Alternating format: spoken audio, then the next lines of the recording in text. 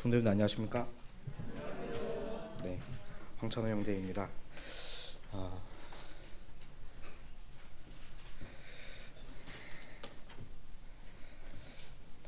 오늘 솔로몬에 대해서 함께 좀 살펴볼 텐데요.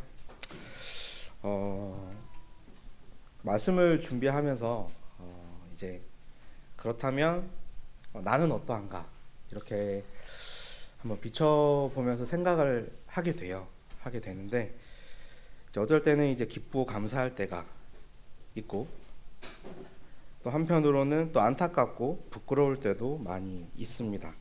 그래서 이렇게 준비를 막 하다가 이제 어느 시점에서 이렇게 앞에 서서 말하기보다 이렇게 소식지 뒤편에 좀 이렇게 작게 적어서 이렇게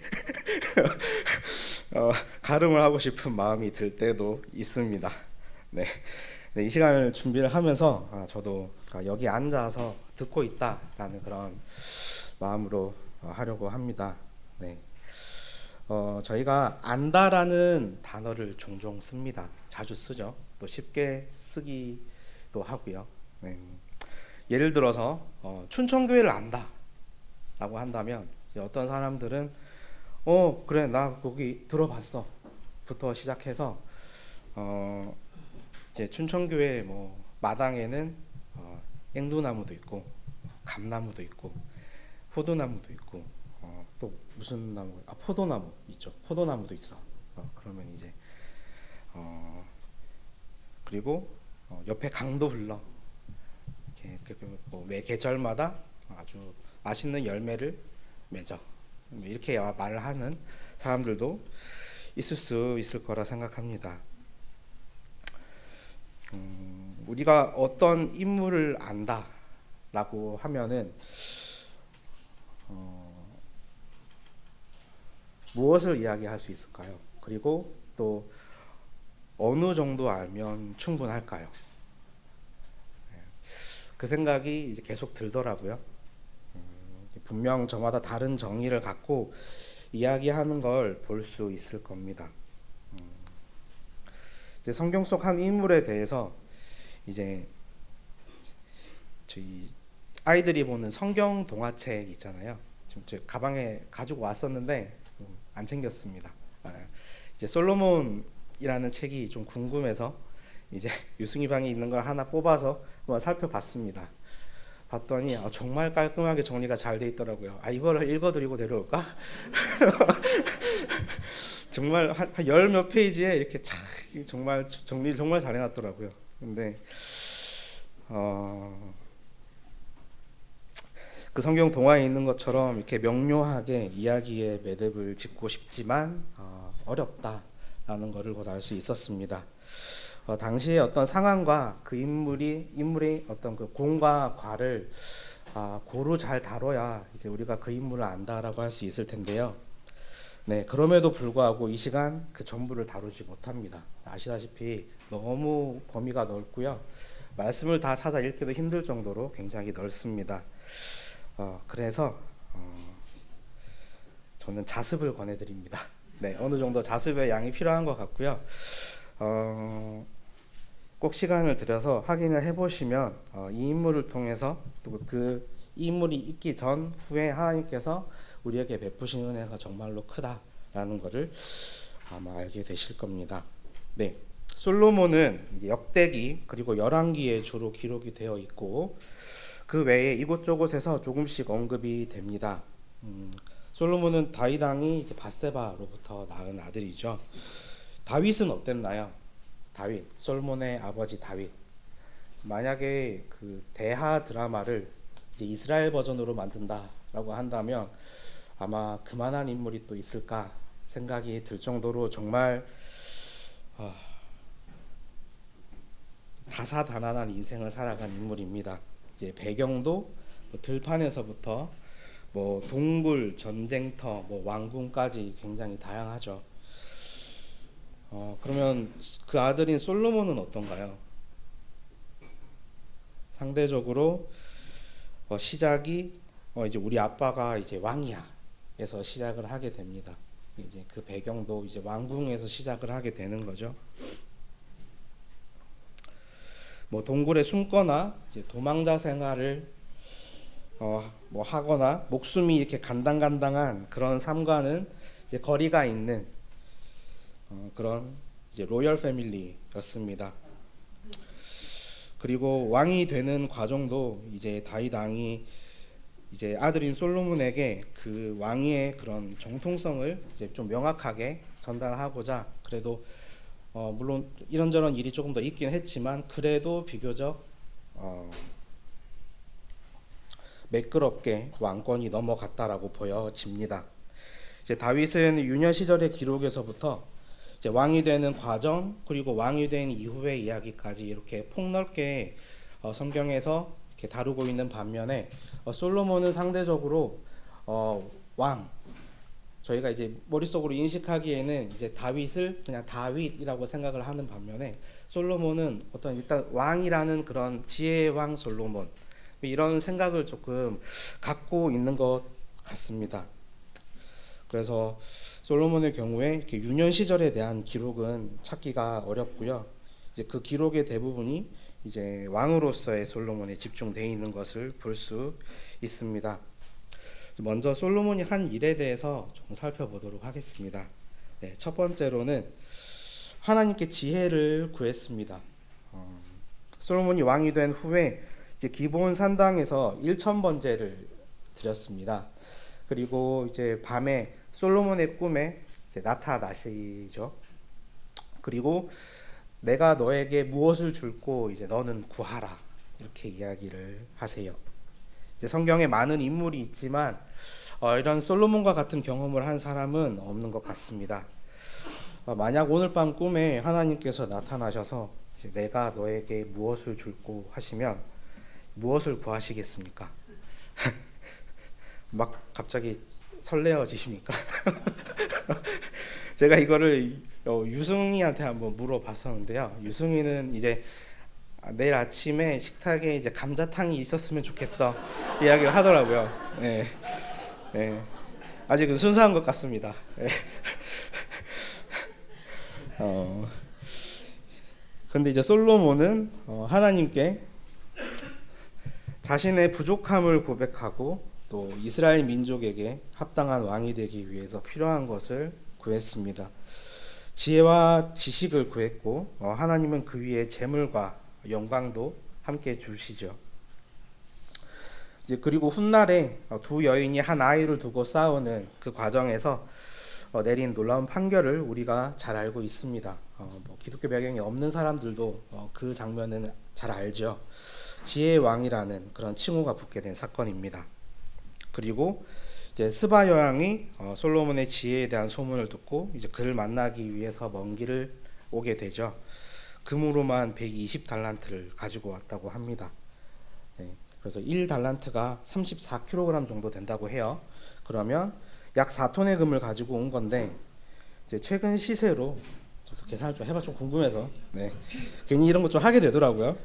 네, 1kg에 약 1억 4,300만 원 정도 됩니다. 네, 지난 이제 올 금요일 기준으로 네, 그러면은 대충 5,800억 정도가 됩니다. 네, 큰 돈이죠. 이제 잠언의 3장에 지혜를 얻는 것이 은을 얻는 것보다 낫고 그 이익이 정금보다 나음이니라라는 말씀이 있는데요. 솔로몬을 통해 듣고자 그리고 알고자 했던 그 지혜가 그 이상의 가치가 있었겠죠. 네, 그래서 그 여왕이 그 정도의 금을 가지고 왔으리라 생각합니다. 네, 두 번째로 솔로몬은 성전을 건축했습니다. 네, 성전의 크기는 길이 27m, 너비 9m, 높이 약 13.5m 정도가 됩니다. 그래서 평으로 저희는 또 평이 익숙하니까 네, 평으로 좀 나눠 보면 성전만 한 73평 정도가 됩니다. 높이는 6층 높이 정도가 되고요. 네, 이제 현대 기준으로는 그렇게 큰 건축물이라고 할 수는 없죠. 그런데 이제 왕이 된 지 4년째 되는 해에 건축을 시작해서 건축 기간이 7년이었습니다. 아버지인 다윗이 성전 건축을 위해서 이렇게 많은 준비를 앞서서 해놨음에도 불구하고 생각보다 꽤 긴 기간이 걸렸습니다. 성전 안에서는 이제 철연장 소리가 들리지 않았다라고 기록된 걸로 봤을 때 미리 이제 돌을 뜬 현장에서 그 건축물의 최종 형상을 가지고 미리 모든 가공을 다 맞춰서 가지고 갔겠죠. 가지고 가서 아마 현장 맞춤이 아니라 조립만 끝냈을 겁니다. 조용히. 굉장히 내부가 정교하게 만들어졌고 또 내부를 금으로 펴서 입히기도 했습니다. 그와 관련된 내용이 이제 말씀에 굉장히 상세히 기록이 되어 있고요. 정성과 시간을 들여서 건축된 것을 볼 수 있습니다.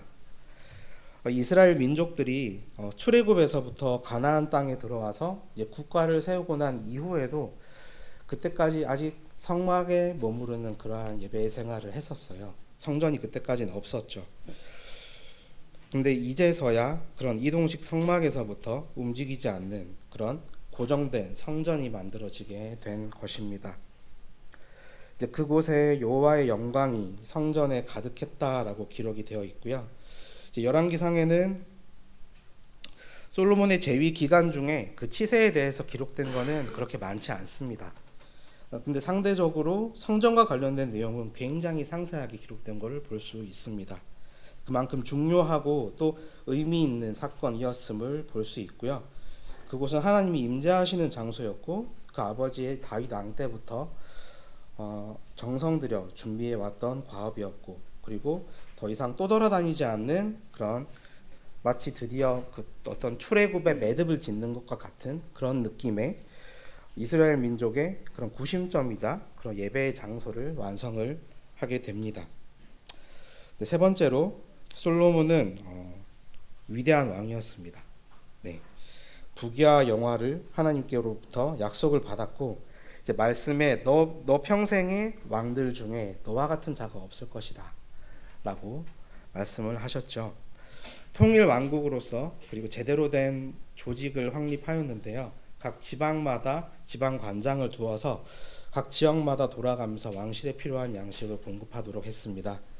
하루 양식과 관련된 기록이 또 있었는데요. 또 이런 건 또 하게 되더라고요. 네. 고운 밀가루가 오늘날의 단위로 6,600리터 정도 된다고 합니다. 1리터당 밀 기준으로 0.75kg 정도 되거든요. 1리터에. 그러면은 약 5톤, 고운 밀가루만 5톤, 그리고 굵은 밀가루가 그의 2배인 10톤 정도 됩니다. 그 정도의, 그리고 100여 마리의 가축들까지 하루의 식량이 그 정도였다고 해요. 굉장히 엄청난 양이죠. 이것은 솔로몬 통치 기간의 어떤 규모와 그리고 그 번영했던 모습을 보여줍니다. 그리고 바닷가에 모래같이 하시겠다는 그 하나님이 아브라함에게 하신 그 말씀대로 굉장히 번성했다고 또한 기록되어 있고요. 역대하 1장에는 은, 금을 돌같이 흔하게 여겼다라고 기록이 되어 있습니다. 그리고 건축용으로 사용되는 백향목을 이제 길거리에 있는 뽕나무와 같이 또 여겼다라고도 되어 있고요. 병마와 마병과 병거가 굉장히 많이 보유하고 있음을 또한 기록되어 있습니다. 그래서 솔로몬이 사는 동안에 유다와 이스라엘이 단에서부터 브엘세바에 이르기까지 각기 포도나무 아래와 무화과 나무 아래에서 평안히 살았더라 라고 기록이 되어 있습니다. 이제 이스라엘의 북쪽 끝에서부터 남쪽 끝까지 다 평안하게 살았다라는 말이죠. 그만큼 안정적인 그런 국가 운영의 기반이 마련되었고 외적으로 굉장히 꽃을 피운 시기에 이스라엘이지 않나 생각이 됩니다. 그리고 우리에게 교훈을 주는 많은 책들을 저술하였습니다.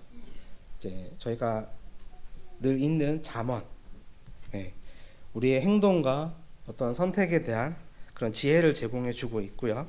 전도서, 어떤 인생이 가져다주는 그런 허무함 속에서 우리가 어떤 의미를 찾아야 하는지 그러한 방법들을 또 알려주고 있고, 그리고 아가서를 통해서 또 하나님이 우리에게 베푸신 사랑이 어떠한지를 또 알려주고 있습니다.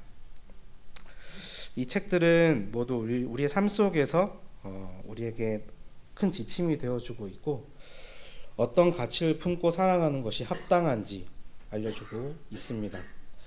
이렇게 솔로몬은 이스라엘의 왕으로서 그리고 한 사람의 인간으로서 굉장히 많은 일을 한 것을 볼 수 있습니다. 이 모든 것은 하나님이 허락하신 복이었고요. 또 약속한 것을 충실하게 이루시는 하나님을 볼 수 있었습니다. 방금까지 이렇게 살펴본 것만 놓고 봐서는 그 이후에도 한동안 좀 활짝 핀 그런 이스라엘의 모습이 연상이 되는데요. 다들 아시다시피 이 솔로몬 왕을 마지막으로 이제 이스라엘은 다시 갈라지게 됩니다. 이제 결국에는 또 멸망을 하게 되고 포로로 끌려가게 되죠. 그래서 저희가 방금의 이 일련의 사건들 사이사이에 있었던 그러한 내용들의 이면을 되짚어 보면서 우리의 신앙생활에 또한 교훈을 삼았으면 합니다. 네, 솔로몬은 왕입니다. 근데 이스라엘의 왕이라는 걸 저희가 알아야 됩니다. 이스라엘의 왕이 없던 시기에 이스라엘 백성들은 왕을 원했죠. 하나님께서는 이스라엘 백성들을 이끌 왕이라면 갖춰야 될 지침을 알려주셨는데요. 함께 말씀을 살펴보도록 하겠습니다. 신명기 17장입니다.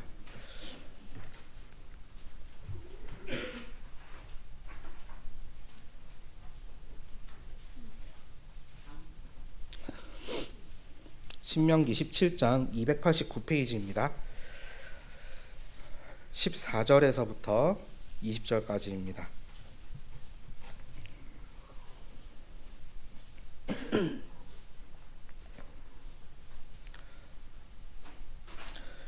제가 읽도록 하겠습니다. 네가 네 하나님 여호와께서 내게 주시는 땅에 이르러 그 땅을 차지하고 거주할 때에 만일 우리도 우리 주위의 모든 민족들과 같이 우리 위에 왕을 세워야겠다는 생각이 나거든 반드시 네 하나님 여호와께서 택하신 자를 내 위에 왕으로 세울 것이며 내 위에 왕을 세우려면 내 형제들 중에서 한 사람을 할 것이요 내 형제 아닌 타국인을 내 위에 세우지 말 것이며 그는 병마를 많이 두지 말 것이요 병마를 많이 얻으려고 그 백성을 애굽으로 돌아가게 하지 말 것이니 이는 여호와께서 너희에게 이르시기를 너희가 이후에는 그 길로 다시 돌아가지 말 것이라 하셨으며 그에게 아내를 많이 두어 그의 마음이 미혹되게 하지 말 것이며 자기를 위하여 은금을 많이 쌓지 말 것이니라. 그가 왕위에 오르거든 이 율법서의 등사본을 레위 사람 제사장 앞에서 책에 기록하여 평생에 자기 옆에 두고 읽어 그의 하나님 여호와 경외하기를 배우며 이 율법의 모든 말과 이 규례를 지켜 행할 것이라. 그리하면 그의 마음이 그의 형제 위에 교만하지 아니하고 이 명령에서 떠나 좌로나 우로나 치우치지 아니하리니 이스라엘 중에서 그와 그의 자손이 왕위에 있는 날이 장구하리라. 네, 요거 하나씩 한번 살펴보도록 하겠습니다. 첫 번째, 저희 14절에서부터 보시면 이제 15절에 왕이 될 전제 조건이 나오죠. 네, 하나님께서 택한 자여야 했습니다. 그리고 내 형제 중 한 사람이어야 했고요. 그래서 왕이 될 전제 조건입니다. 그 사람의 배경이 이러해야 된다라고 알려주고 계시고요. 이어서는 어떻게 처신해야 하는지를 아래로 쭉 알려주셨는데요. 병마를 많이 두지 말 것을 이야기하십니다. 그리고 병마를 얻기 위해 백성을 애굽으로 돌아가게 하지 말 것이라고 이야기를 하십니다. 군사 자산을 키우지 말라고 하신 것이죠. 그리고 하나님께서 이끌어내어 나왔던 그 길로 다시 돌아가지 말라고 하고 계십니다. 그리고 세 번째로 아내를 많이 두지 마라. 그리고 많이 두어서 미혹되지 않게 할 것을 말씀을 하십니다. 이제 많은 아내로 인해 발생되는 문제를 방지하기 위해서 이제 아내를 많이 두지 말라고 이렇게 정하셨습니다. 야곱의 가족들 중에 레아와 라헬 다들 기억하실 겁니다. 이게 그 두 아내가 이제 자녀를 두기 위한 경쟁에 있었던 걸 저희도 기억을 하고 있고요. 그리고 이제 다윗의 가족들도 그랬죠. 그 자녀들 간의 그 권력을 위한 다툼들이 많이 발생을 했습니다. 또 결과적으로 왕은 이제 자신이 해야 할 일에 이제 소홀함이 있어서는 안 되기 때문에 이제 이런 것들이 필요했던 것 같습니다. 그리고 자기를 위해 은금을 많이 쌓지 말 것이라고 하고 계시죠. 이스라엘 민족의 지난 세월을 살펴보면 그 민족의 힘은 오직 하나님으로부터 나오는 것임을 알 수 있습니다. 이제 보다 구체적으로는 이제 하나님과의 관계에서 시작되는 것이죠. 우리는 쉽게 가까이 있는 것에 사로잡히고는 합니다. 이제 유튜브 알고리즘의 무서움 다들 체감하고 계시죠? 아주 기가 막히게 그냥 어쩌다가 잘못 한번 눌렀는데 그것과 관련된 영상을 계속 보여줍니다. 계속 뜨고요. 한동안 계속 뜨죠. 기록을 전부 다 지우기 전까지는. 네. 이제 은과 금 그 자체는 이제 같이 중립적인 것이죠. 네. 선한 것도 악한 것도 아닙니다. 그런데 그 은과 금이 내 곁에 가득한데 이제 그것을 이제 나와 하나님 사이에 둘 때 문제가 생기기 시작을 합니다. 나와 하나님 사이에 조금씩 두기 시작하면 이제 한동안은 그 너머의 빛에 이제 그 금속들이, 은과 금도 금속이죠. 저희가 이제 귀에서 귀금속이라고 하지만 그 너머의 빛 때문에 반짝여요. 그런데 그 은과 금을 하나씩 점점 쌓아서 저기 천장 끝까지 쌓아버리면 이제 그 너머의 빛이 비치지 않으면 그 금이 더 이상 빛나지 않는 거죠. 네. 그렇게 하나님과 나 사이에 은금의 벽을 높이 쌓으면 이제 그 금은 더 이상 빛나지 않고 그렇게 의지하지 말아야 될 것을 곁에 두고자 했을 때 발생하는 그 많은 문제점들이 이제 발생을 하게 됩니다. 그것에서부터 발생하는 가장 큰 문제는 하나님과의 관계가 멀어진다는 것입니다. 이렇게 왕이 은과 금을 의지하지 않고 하나님을 의지하도록, 그리고 백성을 위하도록 이렇게 정하셨고요. 그리고 이어서 왕이 어떻게 날마다 자신을 만들어 가야 하는지를 알려주십니다. 왕은 율법서의 등사본을 이제 레위 사람 제사장 앞에서 책에 기록하고 평생 자기 옆에 두고 읽었어야 되고, 그걸 통해서 하나님 경외하기를 배우고 율법의 모든 말과 규례를 지켜 행해야 했습니다.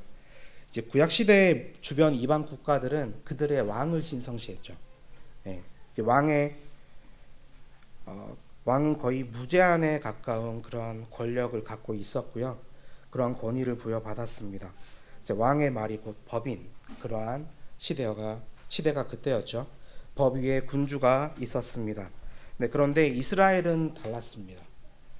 네, 이스라엘의 왕은 율법의 권위 아래에 놓여야 했습니다. 이웃 민족들에 비해 왕의 권위가 엄격히 규제가 된 것이죠. 이제 그의 머릿속은 늘 율법으로 가득 차 있어야 했던 것이고요. 늘 율법을 곁에 두고 기록하고 배우고 읽고 그렇게 하나님을 알고 율법을 행해야 됐고요. 그리고 모든 백성에게 섬김의 본을 보여주었어야 했습니다. 그렇게 하나님 보시기에 합당하도록 그 나라를 이끌어야 했고, 이스라엘의 왕은 그 주변 나라의 왕과는 엄밀히 구분되고 달랐어야 됐던 것입니다. 이렇게 함으로써 이스라엘의 왕이 하나님 그분 이외의 것을 의지해서 백성을 잘못 이끌지 않도록, 그리고 하나님을 경외하고 또 사랑하고 교만하지 않고 율법을 따르면서 그 형제들 위해 교만하지 않고 치우침 없이 하나님의 뜻이 이루어지도록 해야 했을 왕이었습니다. 이렇게 하면 그 자손이 그 왕위에 있는 날이 장구할 것이다. 네. 길게 오래 유지될 것이다 라고 말씀을 하십니다. 이 신명기 이후에 나오게 되는 왕들의 어떤 평가의 요소를 이거를 뼈대로 삼고 평가를 하시면 될 것 같습니다. 네, 그럼 이걸 기준으로 이제 솔로몬이 어땠는가를 좀 하나씩 확인을 해보겠습니다. 네, 첫 번째, 하나님이 택한 자여야 했죠. 네, 솔로몬 하나님이 택하셨습니다. 네, 다윗의 아들로 뒤를 잇게 할 것이다 라고 하셨고, 그리고 그 아들이 내 이름을 위해서 집을 건축할 것이다, 그가 솔로몬이다 라고 이렇게 사무엘 하나 이렇게 역대상에 기록이 되어 있고요. 네, 두 번째로 아내를 많이 두어 미혹되지 않게 할 것이라고 했는데 그 당시에는 정략 결혼을 통한 그런 평화 유지가 보편적이었습니다. 네, 저희 그 한국 이제 그 조선의 역사를 또 살펴봐도 그런 것들을 많이 볼 수가 있죠. 네, 그러나 이스라엘의 왕은 그런 식으로 권력을 강화시키거나 안정시키면 안 되는 것이었습니다. 이제 그는 이방 여인들과 결혼을 했고요. 그리고 평화와 안정과 번영의 방법으로 이제 하나님이 아닌 정략 결혼을 선택을 했습니다. 첫 번째가 그 애굽의 바로 왕의 딸이었고요. 그리고 모압과 암몬과 시돈과 헷에서 후궁 700명 그리고 첩 300명을 데려왔다고 기록되어 있습니다. 이제 족장 시대에 이제 한 명 이상의 아내를 두는 게 조금 흔해졌는데 이 정도는 없었습니다. 네, 아내를 1000명을 두는 경우는 네. 말씀에는 솔로몬이 그들을 사랑했다라고 되어 있고요. 그 아내들이 그 마음을 돌렸다라고 또한 기록이 되어 있습니다. 그리고 솔로몬은 그 많은 이방 여인들을 사랑한 것뿐 아니라 그 우상까지 섬기게 되면서 그 민족의 앞날에 이제 그림자를 몰고 오게 됩니다. 그리고 병마를 많이 두지 말 것이라고 기록이 됐었는데 병거를 1400대, 마병을 12,000명, 말 4,000마리 이렇게 숫자로 구체적으로 굉장히 큰 숫자를 기록을 하고 있었습니다. 굉장히 많이 보유를 했고 이 평화의 시대에 심지어 이제 안정을 위해서 정략 결혼까지 이제 아내를 1000명까지 두면서 결혼을 했는데 이제 마병과 군사력을 이렇게까지 키웠습니다. 그리고 하나님께서 돌아가지 말라고 하신 애굽으로 가서 병마를 구하는 모습을 말씀에서 또한 기록을 하고 있고요. 이제 그들에게 어떤 조상에게 그러하셨듯이 군사의 숫자나 강함으로 전투에서 이기는 것이 아니라 앞서 싸우시는 분은 하나님이심을 그 긴 세월 동안 그 조상들이 많은 수고와 또 피를 흘리면서 충분히 알았을 텐데도 불구하고 솔로몬은 과시하듯이 군사를 늘리는 것을 볼 수 있습니다. 이제 하나님을 잊고 그것들을 의지하게 될 것들을 우려하셔서 이렇게 병마를 두지 말라고 하셨는데 이제 말씀을 어기게 된 것이죠.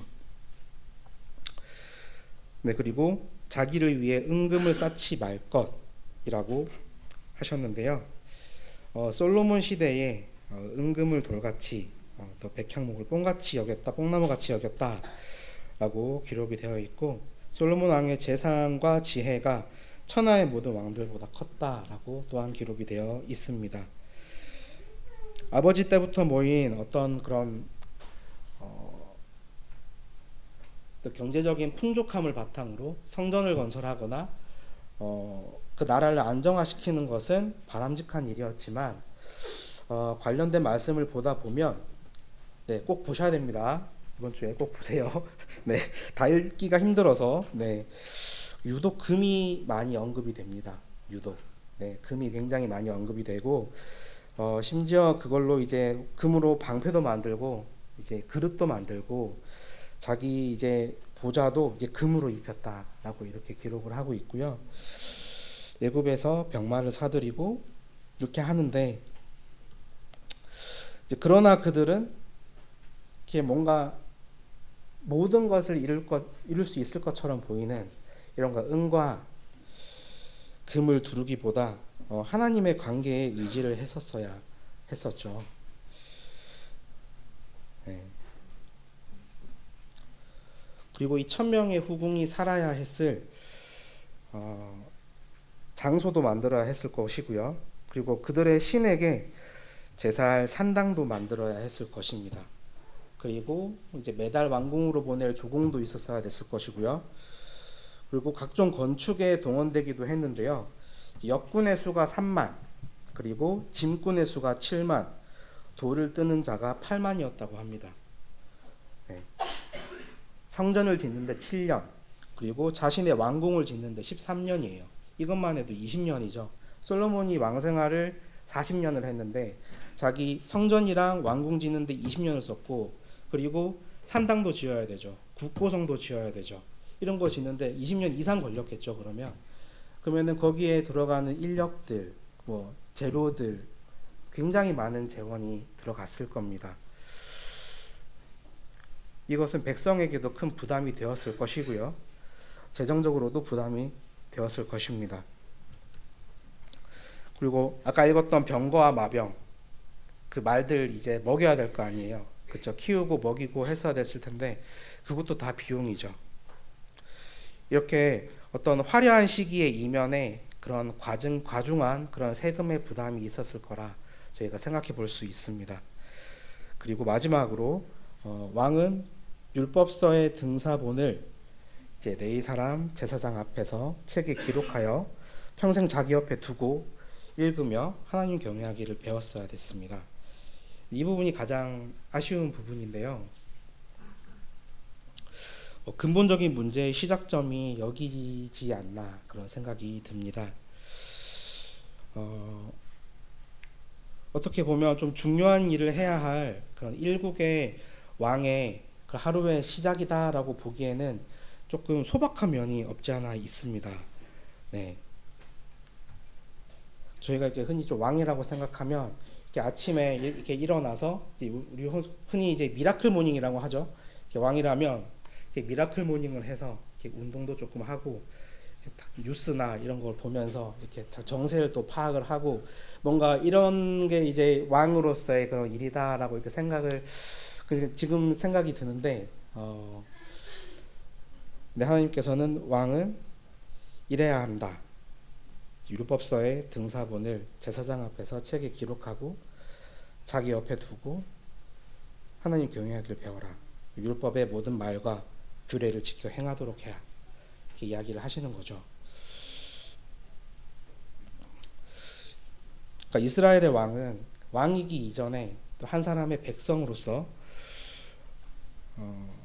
하나님이 기뻐하시는 방향이 무엇인지 먼저 묻고 그 신하들에게 방향을 제시하고 그렇게 모든 백성들을 이끌어야 하는 사람이었습니다. 그렇게 모두에게 본이 되어야 하기에 왕에게 가장 중요한 하루의 과업이 이것이 아니었을까 생각이 들고요. 지금까지 이렇게 하나님이 원하셨던 왕과 또 솔로몬의 행적을 이렇게 하나씩 살펴봤는데요. 이제 왕이라면 지켜야 할 지침들 중에 하나님이 택한 자여야 한다라는 것 말고는 제대로 이행된 것이 없어 보입니다. 지혜로운 왕이었던 솔로몬은 율법을 분명히 알았을 거라고 생각합니다. 그런데 율법대로 행하지는 못했습니다. 하나님께서 솔로몬에게 경고성으로 이런 메시지를 한 두어 번 이렇게 말씀을 하시는데요.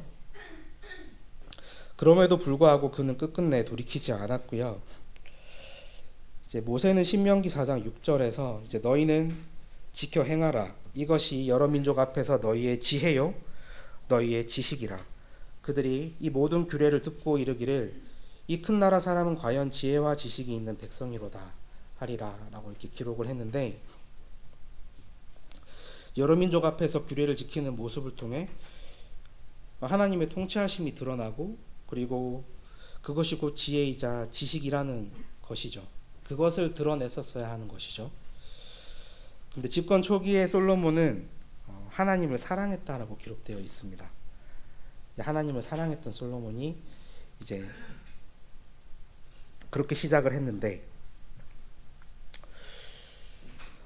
그렇게 지혜로서 시작을 했지만 첫 부인을 이방 여인으로 시작을 해서 이제 1000명의 후궁과 첩을 두고 성전을 지었고 하나님께도 제사를 드리지만 온갖 우상을 섬기고 금과 은과 군사를 모으고 그렇게 의지할 것을 또 찾습니다. 이제 이도저도 아닌 그런 묘한 나라가 되어버린 것이죠. 그리고 하나님께서는 이렇게 말씀을 하십니다. 내가 반드시 이 나라를 내게서 빼앗아 내 신하에게 주리라. 그러나 네 아버지 다윗을 위하여 내 세대에는 이 일을 행하지 않을 것이다. 이때부터 이제 솔로몬의 그런 찬란했던 왕국이 이제는 어두워지기 시작을 합니다. 솔로몬이 죽고 난 후에 이제 백성들이 고통을 부르짖습니다. 네, 왕국 분열의 원인이 되었죠. 왕의 아버지가 우리의 멍에를 무겁게 하였으나 왕은 이제 왕의 아버지가 우리에게 시킨 고역과 매운 무거운 멍에를 가볍게 하소서. 이렇게 열왕기상 12장에 기록되어 있는데요. 백성들의 고통이 느껴지죠. 그런데 그들은 이미 각오한 일이었습니다. 이제 사무엘상 8장을 보시면 이제 10절부터 19절까지를 살펴보시면 다 찾아보진 않겠습니다. 왕이 자기 밭도 갈게 하고 무기도 만들게 하고 추수도 시키고 너희 딸도 데려다가 향료를 만들고 요리를 시킬 것이다. 빵도 만들게 할 거고 밭과 포도원의 좋은 것들을 그들의 신하에게 줄 것이다. 왕이 생기게 되면 이런 일이 생길 건데 너희 괜찮겠느냐? 라고 했는데 그들은 그래도 좋다. 우리에게 왕을 달라. 우리의 왕이 우리를 다스리고 우리 앞에 나가서 우리의 싸움을 싸워야 할 것이다. 다른 나라들처럼. 네, 그렇게 이야기를 했습니다. 여태껏 그들 앞에서 싸우셨던 건 하나님이셨는데도 불구하고 다른 나라에 있던 그들의 마음에 드는 왕을 그런 왕의 모습을 요구를 하는 것이죠. 그들 눈에 보이는 어떤 아이돌을 원했던 것입니다. 그런데 하나님께서는 그들이 나를 버렸다라고 이야기를 하세요. 그렇게 그들은 하나님이 통치하시는 나라가 아닌 주변의 이방 국가와 같이 되고자 했습니다. 죽기 전에 이제 눈앞에 자신이 이때까지 살아왔던 인생이 이렇게 스쳐 지나간다고들 하죠. 네. 세상을 살다가 이제 주님이 부르실 때가 되었다는 걸 느끼고 이제 자녀들에게 또는 주변 사람들에게 말을 건넬 기회가 생겼다면 어떤 말을 남길 수 있을까요? 뭔가 아주 중요한 말을 남기고 싶을 것입니다. 함께 신명기 32장 살펴보도록 하겠습니다. 신명기 32장입니다.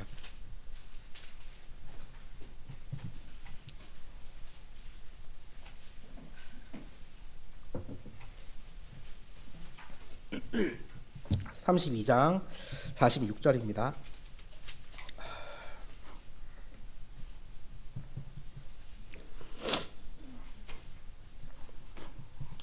네, 함께 읽도록 하겠습니다. 46절 시작. 그들에게 이르되 내가 오늘 너희에게 증언한 모든 말을 너희의 마음에 두고 너희의 자녀에게 명령하여 이 율법의 모든 말씀을 지켜 행하게 하라. 이는 너희에게 헛된 일이 아니라 너희의 생명이니 이 일로 말미암아 너희가 요단을 건너가 차지할 그 땅에서 너희의 날이 장구하리라. 네.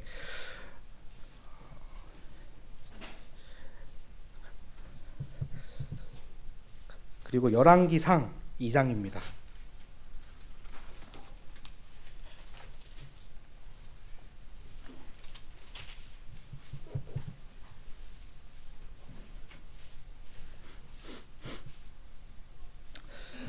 이 장의 1절에서 3절까지인데 제가 읽도록 하겠습니다.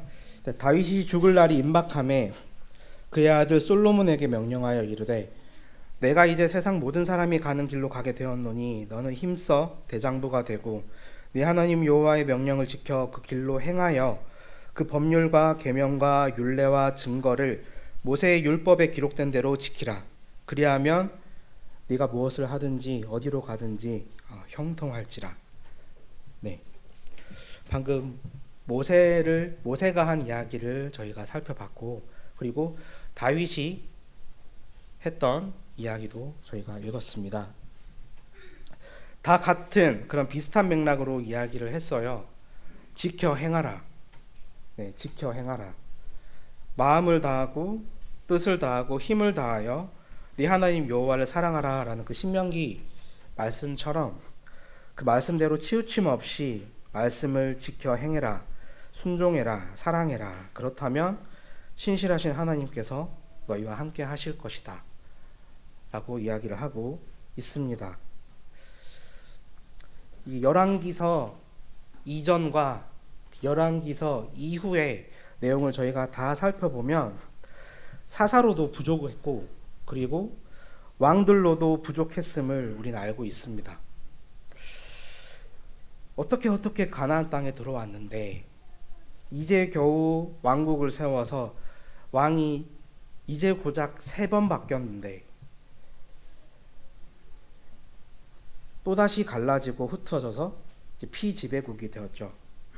출애굽기, 신명기, 사무엘상하, 사사기 이쪽을 쭉 읽다 보면 아마 답답함을 느끼실 수 있으실 거예요.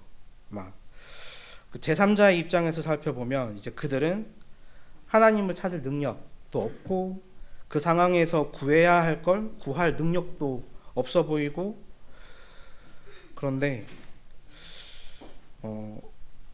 이제 제 스스로를 또 생각을 해보면 읽으면서 나는 답답하긴 한데 나도 그것과 크게 다르지 않구나 라는 사실도 곧 알 수 있게 됩니다. 그리고 나보다 먼저 사랑하셨던 나보다 나를 먼저 사랑하셨던 예수 그리스도가 우리에게 반드시 꼭 필요했구나 라는 사실을 알게 되고 반드시 또 그분이셨어야만 했다는 사실을 출애굽기에서부터 열왕기 이후까지 쭉 살펴보면 그 사실을 다시금 느낄 수 있었습니다. 저희가 살다 보면 이제 어떤 날은 너무 행복해서 이 시간이 계속 지속되었으면 좋겠다 라고 이렇게 느낄 때가 있죠. 근데 그런 마음이 들다가도 사실 영원할 수 없는 것이 필연적이지 않습니까? 살아갈 날이 사실은 하루하루 줄어들고 있는 것인데 다윗이 그 아들에게 말하는 것을 보면서 나도 언젠간 그런 순간이 분명히 올 텐데 나는 무슨 말을 남겨줄 수 있을까? 그런 생각이 들었습니다.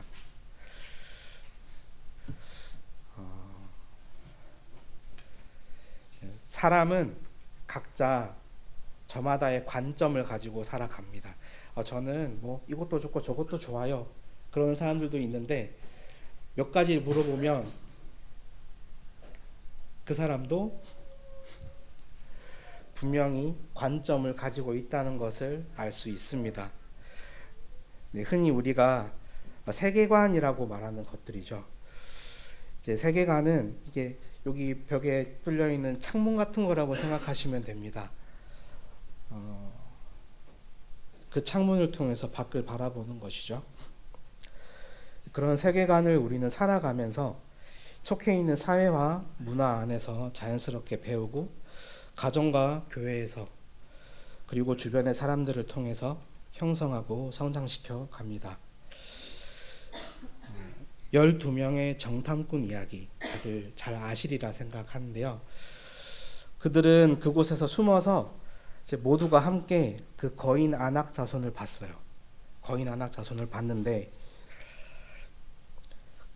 그들은 자신들보다 컸죠. 객관적으로 봤을 때 그들은 자신들보다 컸습니다. 그런데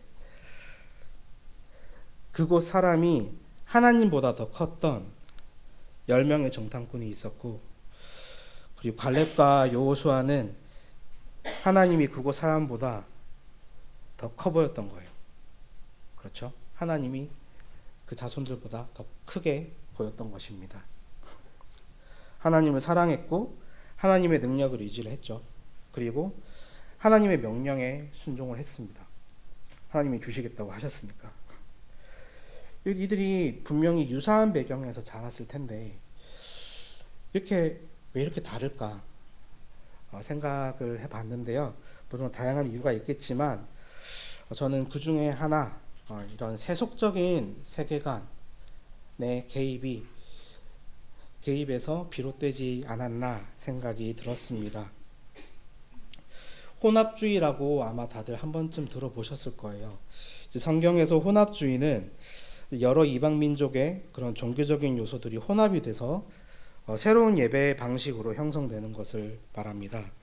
예를 들어서 이제 다른 민족의 어떤 종교적인 관습이나 다른 어떤 이방 민족의 신들을 첨가해서 섬기는 것이죠. 하나님과 함께, 하나님과 동시에 그것들을 조금 섞어서 섬기는 것입니다. 출애굽 때 이스라엘 백성이 이제 모세가 산에 올라간 틈에 그 틈에 또 불이 나게 금송아지를 만들죠. 이게 대표적인 혼합주의의 한 예시입니다. 그것은 악한 것이고 오직 하나님과의 온전한 관계를 유지해야 한다고 말씀은 강조하고 있습니다. 오늘 살펴본 솔로몬도 그랬습니다. 하나님뿐 아니라 온갖 이방 신들을 섬겼고 금과 은 자체는 문제가 아니지만 하나님과의 관계에서 그것이 우선시 된 것을 볼 수 있습니다. 레위기에서 너희는 거룩하라 라고 하셨는데 세상과 구별되어야 했지만 결국 이런 혼합주의로 인해서 영적으로 부패할 수밖에 없었던 것이죠. 오늘날 우리에게도 이런 세속적인 가치관이 신앙생활에 침투하게 되면 어떤 일들이 생길까요? 하나님과의 관계가 없는 게 아닙니다. 그런데 하나님과의 관계보다 물질적인 성공, 그리고 자아의 실현, 권력, 명예 이런 것들이 그런 자기중심적인 것들, 그런 세상적인 가치가 우선시되고 반대로 영원한 소망과 하나님 나라를 추구하기보다 이런 것들 때문에 눈앞의 것들을, 그리고 눈앞에 있는 손에 잡을 수 있는 성취나 눈앞에 있는 즐거움에 집중하기가 쉬워지는 것 같습니다. 그러면서 자연스럽게 하나님과의 관계가 이제 내가 원하는 것을 얻기 위한 관계로 흘러가기가 쉽고요. 그리고 세속적인 가치관이 많이 개입할수록 우리는 그만큼 쉽게 세상의 영향을 받게 되는 것 같습니다. 어떤 변화, 그리고 어떤 뉴스에서 나왔던 어떠한 이슈들, 그러한 이슈들에 또 나의 신앙이 크게 휘청이게 되고 어떤 신앙의 일관성을 유지하기가 어려워지게 되는 것이죠. 혼합주의가 만연한 오늘날에 저희가 기억해야 할 것이 있다면 하나님은 전적인 통치를 원하신다는 것입니다. 반씩 걸쳐 있는 거 말고 전적으로 통치하심이 있는가를 저희는 스스로 되돌아보아야 하겠습니다. 이제 하나님을 한 손에 잡고 이제 다른 손에는 이제 하나님이 주신 복을 우상으로 삼고 있을 수도 있고요. 또 여호와를 경외하면서 아로새긴 우상도 함께 섬기고 있지 않은지 한번 되돌아볼 일입니다.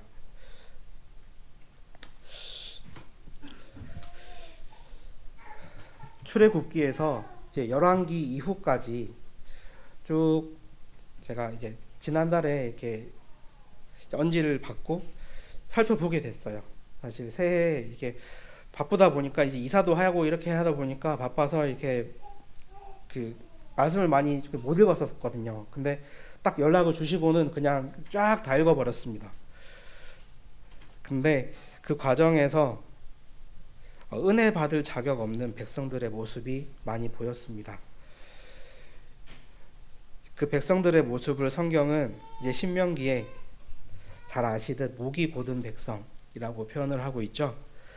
이제 모세는 죽음을 앞두고 백성들에게 권면을 하면서도 하물며 내가 죽은 후의 일이라 라고 이렇게 이야기를 합니다.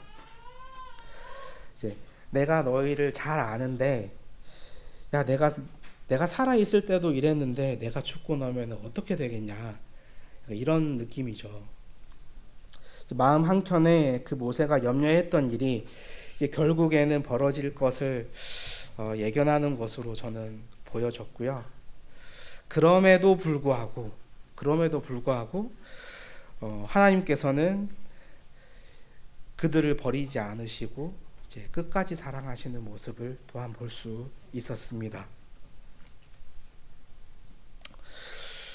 시간이 흘러서 우리는 이제 어린 양으로 맺어진 그러한 구약의 백성이 아니라 이제 신약의 예수 그리스도의 보혈로서 맺어진 그런 새 언약의 백성입니다. 이제 매주 저희가 방금도 했지만 떡과 잔을 보면서 이제 예수님의 찢기신 그런 몸과 흘리신 피를 기념하면서도 이제 일상에서 쉽게 하나님의 신실하심을 잊어버리기도 하고 또 그것을 의심할 때도 많습니다. 부끄럽지만. 네. 그리고 틈만 나면 내가 의지할 만한 것들 있죠. 내 손으로, 내 노력으로 하면은 좀 잡을 수 있을 것만 같은 그런 것들. 이제 나를 안락하게 해줄 대상을 찾아서 그것을 곁에 두고 솔로몬이 그랬듯 그것을 사랑하려고 합니다. 그때나 지금이나 똑같은 것 같아요.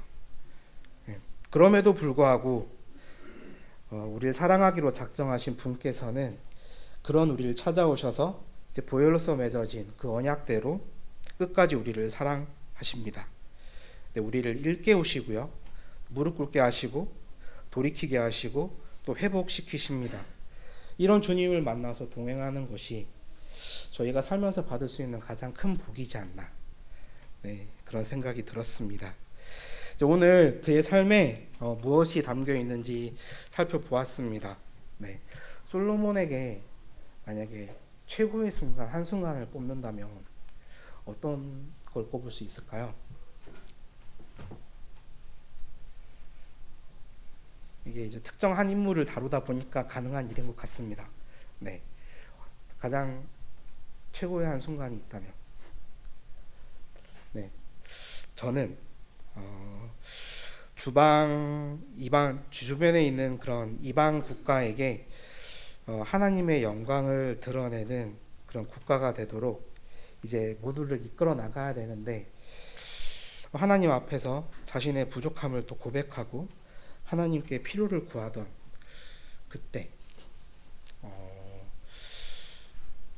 그때가 아마 솔로몬의 가장 멋있는 한 순간이 아닐까, 그런 생각이 이번에 준비를 하면서 들었고요.